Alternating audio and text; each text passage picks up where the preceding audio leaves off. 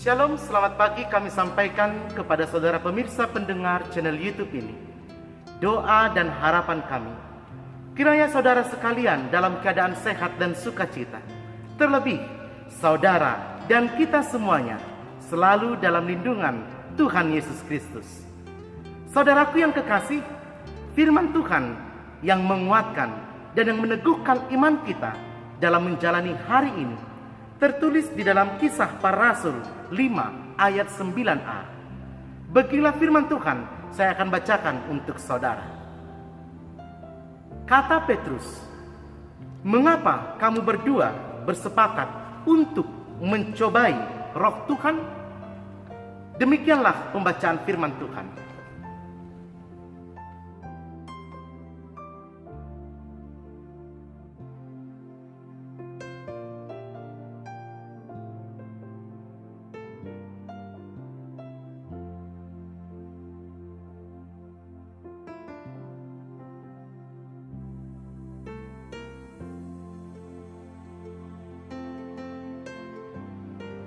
Saudaraku yang kekasih dalam nama Tuhan Yesus Kristus, pencitraan adalah sebuah kata yang selama beberapa tahun terakhir ini akrab kita dengarkan. Pencitraan di zaman ini sering diartikan ke arah yang negatif, yaitu melakukan sesuatu yang berbeda dengan yang aslinya demi mendapatkan simpati, pujian, atau sanjungan, popularitas, pamor, dan lain sebagainya. Atau saudara, dengan kata lain, pencitraan di zaman ini sama didengarkan dengan keberpura-puraan. Pencitraan di zaman ini sama dengan kebohongan. Saudaraku, ternyata sikap pencitraan ini tidak hanya muncul pada zaman sekarang ini. Alkitab mencatat pencitraan juga pernah dilakukan oleh pasangan suami istri di dalam masa itu. Siapakah mereka? Mereka adalah pasangan suami istri Ananias dan Safira.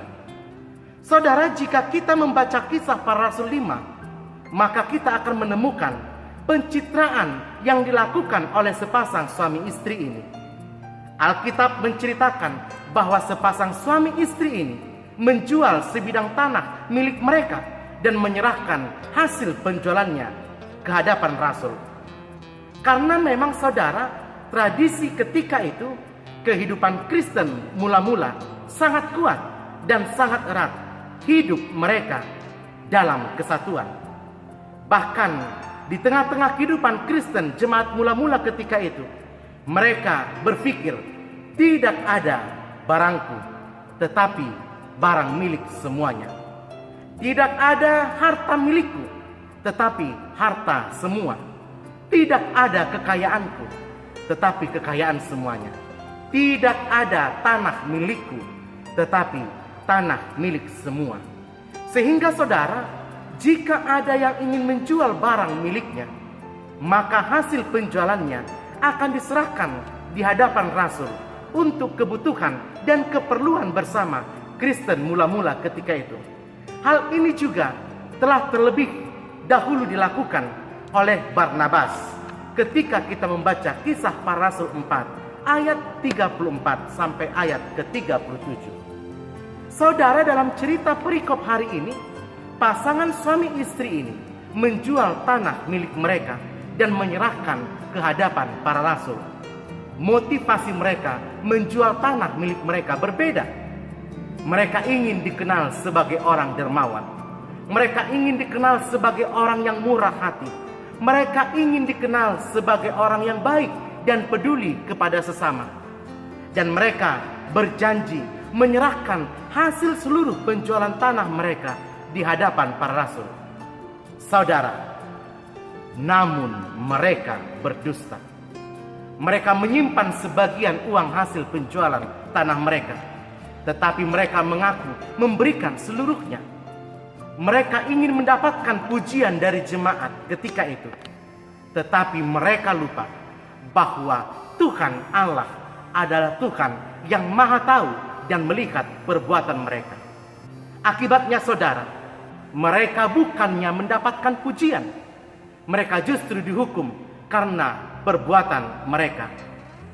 Petrus pun mengatakan kepada mereka, "Mengapa kamu berdua sepakat untuk mencobai roh Tuhan?"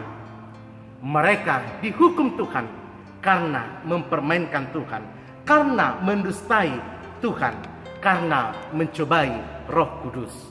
Saudaraku, kita juga pernah atau malah sering melakukan pencitraan sama seperti apa yang dilakukan oleh Ananias dan Safira. Mungkin kita sering memberikan persembahan kepada gereja, tetapi dengan motivasi yang kurang tulus. Atau mungkin saudara, selama ini kita sebagai pelayan Tuhan yang sering tampil di atas mimbar, pelayanan sebagai song leader, pelayanan sebagai pemusik, guru sekolah minggu, atau bahkan pengkhotbah. Tetapi mungkin sering sekali dalam hidup kita masih penuh dengan dosa-dosa yang kita lakukan dalam kehidupan kita keseharian. Bahkan saudara, di atas mimbar sekalipun, kita seringkali hanya melakukan pencitraan, pembohongan, keberpura-puraan, agar kita dikenal sebagai pribadi yang baik dan tulus. Padahal sebenarnya hati kita masih penuh dengan segala kelicikan, dengan segala kebencian, dengan segala dendam dan tipu daya semata. Saudaraku, jika Tuhan menerapkan standar yang sama dengan Ananias dan Safira, mungkin saat ini juga kita sudah mati. Akan tetapi kita bersyukur kepada Tuhan. Tuhan masih memberikan kesempatan kepada kita. Oleh karena itu saudara yang terkasih, ketika Tuhan memberikan kesempatan ini bagi kita, bagaimana kita menggunakan ini semuanya untuk memperbaiki kualitas hidup, untuk memperbaharui sikap kita dalam keseharian kita. Saudara, tidak ada lagi gunanya melakukan pencitraan, kebohongan, keberpura-puraan di hadapan manusia. Karena Tuhan adalah Tuhan yang Maha Tahu. Setiap pencitraan, setiap kebohongan, setiap keberpura-puraan di hadapan Tuhan dan di hadapan manusia, itu sama saja kita berpura-pura untuk diri sendiri dan juga berpura-pura di hadapan Tuhan, mendustai Tuhan dan mendustai Roh Kudus. Resep sederhana agar tidak jatuh ke dalam dosa kebohongan adalah berkatalah jujur dalam kehidupanmu. Tidak seorang pun dapat lolos dari dosa berbohong. Ananias dan Safira, mereka mengira bisa berbohong, mendustai rasul-rasul dan jemaat. Tetapi mereka lupa, mereka tidak bisa mendustai Allah. Keduanya menahan sebagian dari hasil penjualan mereka. Tetapi saudara, kita lihat, tidak ada yang tersembunyi di hadapan Allah. Memang benar, Petrus tidak mengetahuinya. Tetapi Allah dan Roh Kudus tahu semuanya itu. Mereka bukan mendustai manusia, tetapi mereka juga mendustai Allah dan mendustai Roh Kudus. Dan ingat saudara, tidak ada kebohongan untuk kebaikan. Bohong tetap bohong. Bohong adalah dosa. Bohong tidak disukai Allah. Bohong adalah mendustai manusia, mendustai Allah, mendustai Roh Kudus. Oleh karena itu, jauhi dirimu dari kebohongan dan hiduplah di dalam kejujuran. Selamat pagi, selamat beraktivitas, dan yakinlah Tuhan Yesus menanti saudara di dalam cinta kasih-Nya menjalani aktivitas hari ini. Amin, kita berdoa. Terima kasih Tuhan, firman yang sudah kami dengarkan. Biarlah itu boleh menjadi kekuatan dalam hidup kami. Kami boleh belajar dari Ananias dan Safira. Kami hidup di dalam kejujuran, agar kami hidup di dalam kehendak Tuhan dan tidak mendustai diri kami sendiri, sesama manusia, terlebih mendustai Tuhan. Berkati kehidupan kami hari ini, berkati aktivitas kami, berkati keluarga kami, berkati pekerjaan kami, berkati orang-orang yang kami kasihi dan yang mengasihi kami. Dalam nama Yesus kami berdoa. Amin.